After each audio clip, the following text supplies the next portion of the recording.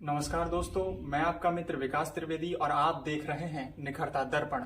आज हमारे साथ हैं डॉक्टर श्रद्धा श्रीवास्तव, जो रविंद्रनाथ टैगोर यूनिवर्सिटी में हिंदी की असिस्टेंट प्रोफेसर हैं और अभी हाल में ही उनकी एक किताब आई है, धूप नीचे नहीं उतरती। तो इसी पे हम चर्चा करेंगे और जानेंगे कि आखिर ये किताब क्या कह रही है। तो मैम, मैं सबसे पहले यही जानना चाहूंगा कि धूप नीचे नहीं उतरती, ये टाइटल क्यों रखा इस किताब का? विषय जब हम रखते हैं तो बहुत सोच विचार करते हैं, ये बात सही है। तो ये मेरी कहानी का ही शीर्षक है, धूप नीचे नहीं उतरती। ये संग्रह की पहली कहानी है और ये कहानी कहती है उन बच्चों की है जो चॉकलेट खाते हैं ना, तो चॉकलेट का कहाँ से आई होगी, ये मन में कौंधता है। और वहाँ पे जो बच्चों का शोषण होता है, वो किस तरह से रहते हैं, फिर उनके अंदर एक उम्मीद जगती है कि वो शोषण से मुक्ति होगी, लेकिन शोषण का कोई अंत नहीं है। तो एक अंतहीन कहानी है, तो इसलिए मुझे ये शीर्षक अच्छा लगा और मैंने इसका शीर्षक दिया, धूप नीचे नहीं उतरती।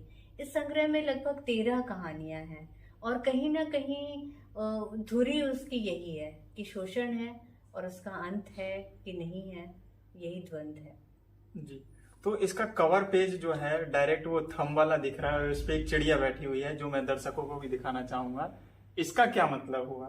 आप मतलब कवर पेज भी आदमी बहुत सोच के बनाता है और वो लेखक ही पता कर पाता है इस कवर पेज का आखिर मतलब क्या है। तो क्या मतलब है इसका? ये कवर पेज जो है वो सुरेश श्रीवास्तव जी द्वारा बनाया गया है, जो बहुत बड़े आर्टिस्ट हैं। और ये मुझे इसलिए पसंद आया क्योंकि एक छोटी सी चिड़िया है, वो उम्मीद की प्रतीक है।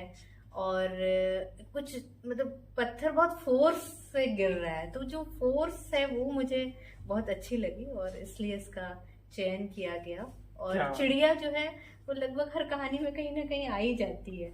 क्या बात है।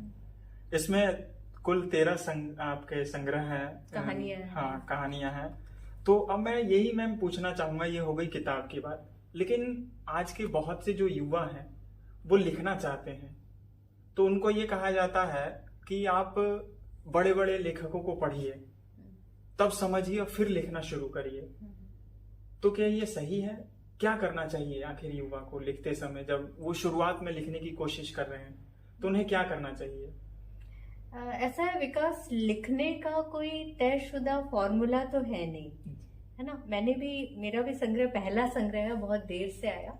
तो कहानियां कहने का हक तो सबको है और सबके पास कहानियां हैं, लेकिन हाँ, जब हम अपनी बात कहने के लिए कैसे कहें, शिल्प ढूंढते हैं, कैसे प्रस्तुत करें, फर्स्ट पर्सन में कहें या किस तरह से कहें, तो जब जितना ज्यादा हम पढ़ते हैं, जितनी कहानियां पढ़ते हैं, तो कहीं ना कहीं हमें जो है वो शिल्प, वो बरतना आ जाता है, अपनी बात कहने का सलीका आ जाता है।